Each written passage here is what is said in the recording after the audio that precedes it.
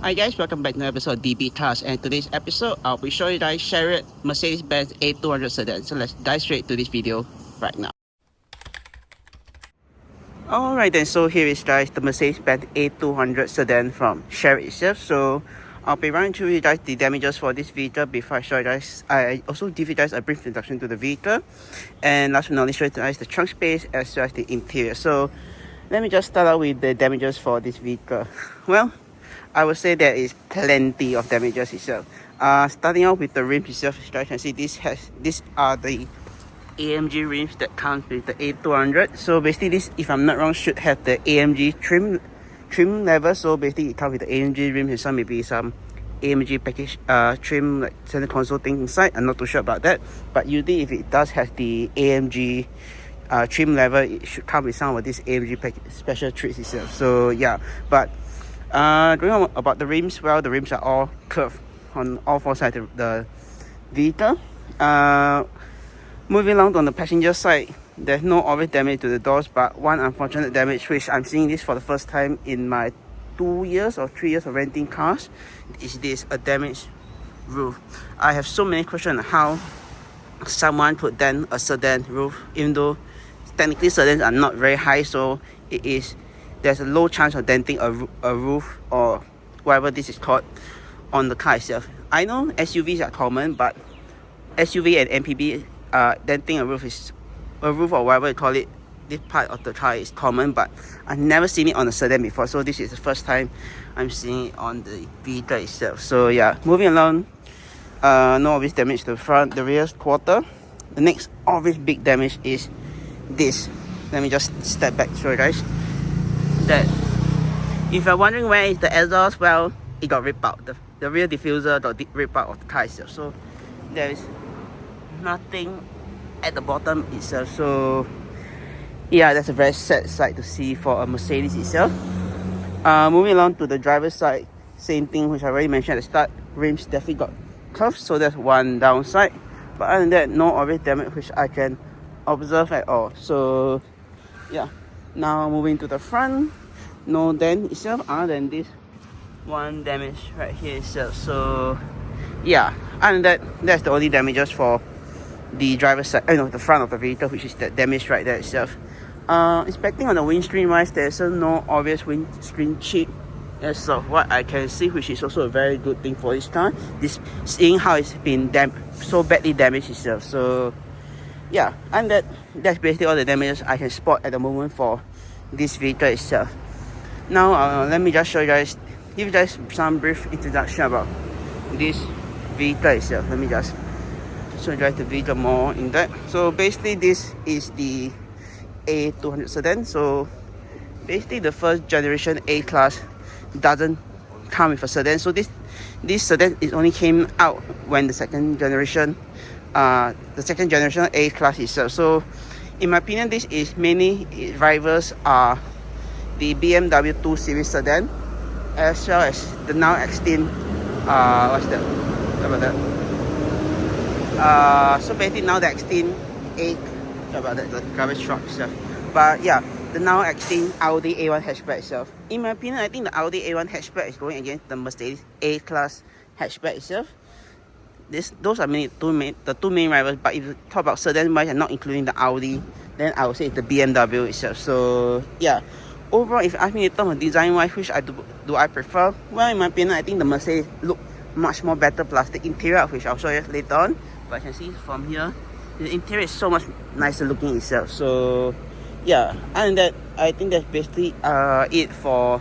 Oh yeah, before I show you the trunk itself, basically I also just realized yesterday when I was doing my research for this vehicle itself, the A200 sedan is the smallest sedan in Mercedes fleet. Before that, if you want something slightly bigger, you will have to go up either to the, if I'm not wrong, you will step up to the CLA first before stepping up to the C class, then the E class, then last but not least the S class, which is the ultimate luxury sedan wise for Mercedes wise itself. So yeah, and let me just show you guys the sedan right now. Alright then, so here is guys let me just show you guys the trunk space for the A200 right now. So to access the trunk space, just need to locate it right below the Mercedes emblem. Press on that and it will unlatch it.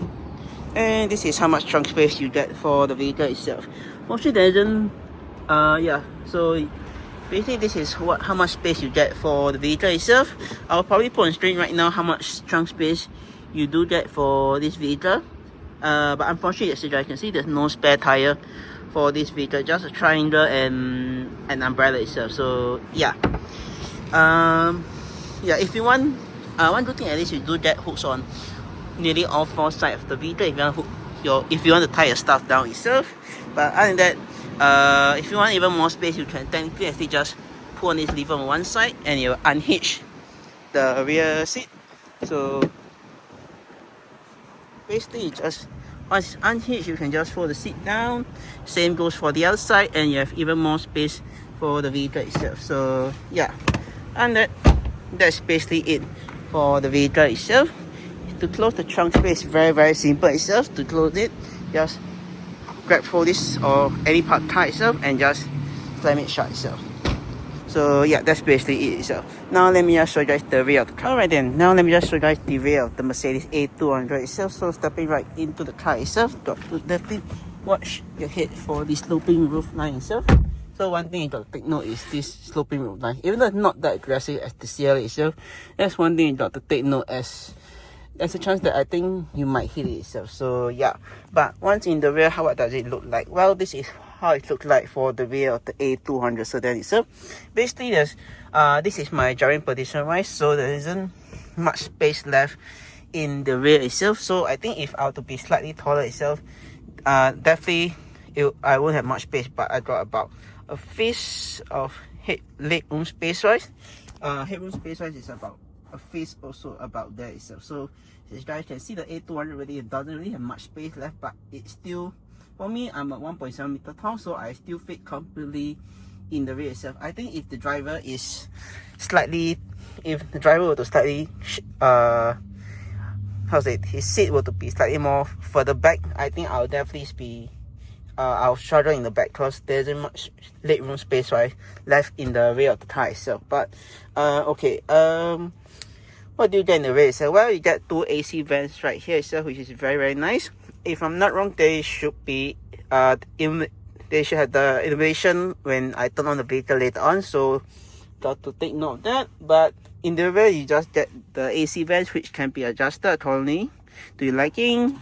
There's a 2 Type-C port right there itself.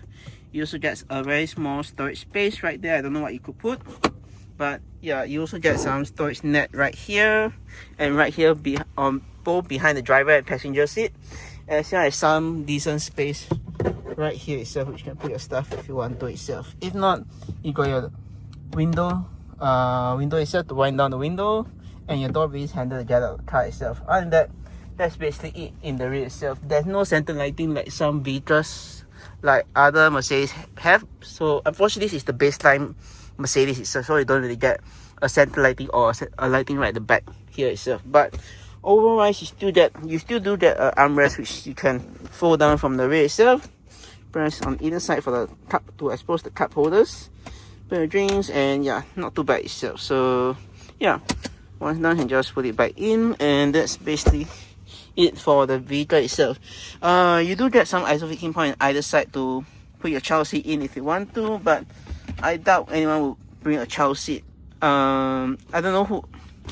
It's useful, it's there for purpose, but I don't know whether you'll use it or not. So yeah, but let's move on to the center seating position right now. So if I could move across without hitting anything, that'd be great. So yeah, one good thing about the transmission tunnel for this vehicle is at least it's not that tall compared to the other Mercedes in the fleet.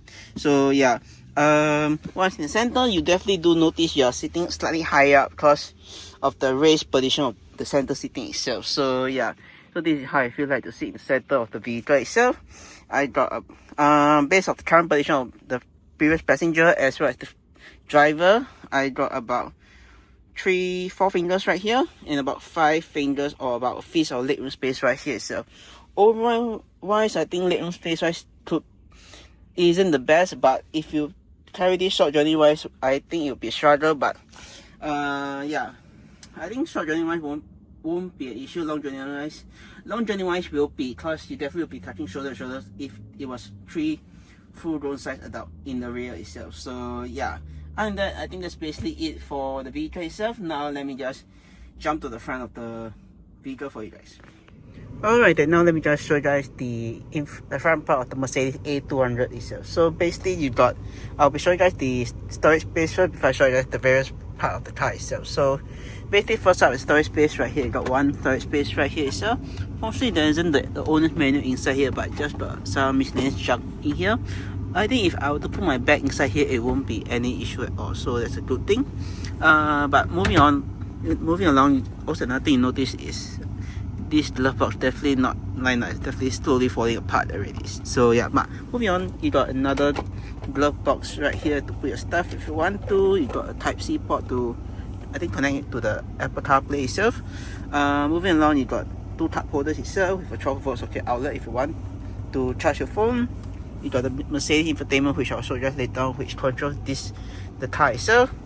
Got another storage space right here, which at the moment I'm putting my bag, so as you guys can see, I'm able to put my entire bag in it without any issue. So yeah, close it up. To open up, just via this button itself. Close it, just close it either side, and that's basically it itself. So yeah. Moving along, you just got various shortcut keys for the infotainment on either side. Basically got the navigation, radio, and the telephone itself. The start button, I'm not too sure it's safe, but yeah, I think it's basically can save various function for the car itself. So yeah, if not, you probably can just leave it empty for time being. You got shortcut key for the car, assist button, and the reversing camera if let's say you want to look behind you itself. So yeah, got that and that itself. So yeah. Moving on, you got the volume control for the infotainment, as well as turn on and turn off so you got the mute switch as well as turn off button, and you got various driving command for the sports mode. So basically you got, for this car, you got eco, comfort, sport, and individual itself. So individual you can customize according to what you want via that. So basically you can see the engine, steering wheel, and suspension, you can just adjust it accordingly itself. So yeah. Moving along, you just got the various AC controls right here. You got the fan speed control, the auto climate control, front and rear defrost, headlight button right here, the recirculating air function, the AC button, and the sync for both, synchronizing on both the AC and both sides itself, and you got the temperature control right here on either side itself. So yeah, and that's basically it for the AC controls itself. Moving along, you got got 3 AC vents with the ambient lighting. At the moment you can't see the ambient lighting, but I'll show you guys later on with the ambient lighting turn on. This is I think the Mercedes turn. Alright, so yeah, this is basically how the ambient lighting look like on the A200 itself. So basically this is the same thing that you will see on the second generation CLA that Shariot have in its fleet itself. So basically to customize the ambient lighting itself, you can actually touch on the screen or use the keypad thingy right here and go to comfort, ambient lighting, then just go to colors. Then I think there's a lot of variation that you could do so basically right here are all the colors that you can choose to do if you want to. At the moment now it's at color mix, so hence there's a different tone of color at each and every area of the car itself. If not, you can just select for just one color, which is standard throughout the whole of the car. If not, color flash, which is something that I think will just pop out out of nowhere itself. To me, I think I prefer color mix. It looks very nice and ambient, and also you can customize via this setting itself. So yeah, other than that, that's basically it for this car wise. Lighting something itself, which I've never seen before itself. So yeah, moving along, you just got various shortcut keys for the entertainment as well as the cruise control. So basically on the left hand side, you got for the the infotainment, and the right hand side the cruise control. So basically you got pick up and call button, the start button, and the voice command. So basically to do that, just up or down. And you got the volume button, which is right the swivel itself. So yeah, and it's the back button, you can just press on it, and same for the home button, just press on it. To swipe left or right and just left, and just basically do that, and you'll just cycle through. And the same for the other side itself. So basically home button, just go back to the home button for this, and you're able to just shoot through whatever information that you want to see itself. So yeah, and just press on it and you're able to see that. So yeah, back button is same thing for the home button, and the cruise control is just like that. So to set the cruise control, and just press up or resume, then just set the speed according to this itself. This is the speed limiter, which is quite easy to use itself. So yeah, and that's basically it for the controls on the wheels itself. You got 2 pedal shifter right here, which you can shift up, shift down when the car is in sports mode, and that's basically it itself. On the left hand side, you just got your indicators and the wiper control stalk. So the wiper control stalk is this knob right here, and just twist it to activate the wipers itself. Indicators just down or up, and that's basically it. And got this button right here towards the windscreen wipers itself. So yeah, high beam just need to pull back to flash a high beam. Activate high beam just need to push forward itself. So yeah. On the other side, just the gear selector itself. So engage gear itself, just press on the foot, put on the brake and press down to drive, or put on the brake down, put on the brake and up for reverse itself, and pump is just right at this button itself. So yeah, and that's basically it for the stock itself. Moving along, you just got the light control switch right here itself, as well as the electronic handbrake itself, and you got your gauge brightness right here, as well as the fog light. So yeah, and that's basically that for the controls on the light switch itself. Right, sorry, I missed out this. You got start stop engine to turn on the car and turn off the car, as well as the auto stop start. When the car is at the red light, you'll just shut off the engine. If you do not want to do that, you can just press on that itself. So yeah. Last but not least, just got some buttons right here. So basically, got your 4 window switches right here. This is when people from rolling on the windows, as well as your mirror adjusting right here itself. So basically, to forward the mirror, just press on this, and if you want to adjust the mirror on either side, you just press on this and just use the D-pad thing itself. Once done, you can just leave it alone, and you'll just leave it itself. On top right here, you just put your lock unlock function. So basically, this is just to lock the car doors itself. Right here is your door release handle to get out the car, and weirdly right here itself, you got your seat heating controls for the driver and passenger side on either side of the car itself. Not too sure what the function of this itself, but in my opinion, I think a seat ventilation function would be so much better than a seat heating itself. So yeah. Right here you just got your trunk release lever. So if you want to open up the car from the inside, you can do so via pulling on that lever itself. So yeah, and that's all the controls on the inside for the car itself. Last but not least, just got your sun visor right here with the very nice mirror, which turn on when you open up the mirror, and the same goes for the passenger side. And this also can be swiveled to one side to block the sun coming from that direction itself. And this function also can be done for the same thing for the passenger side itself. So basically, that got the mirror, that, and that itself. So yeah, you got a roadside assistant, and basically I'm not too sure what this is, but probably not going to touch it itself.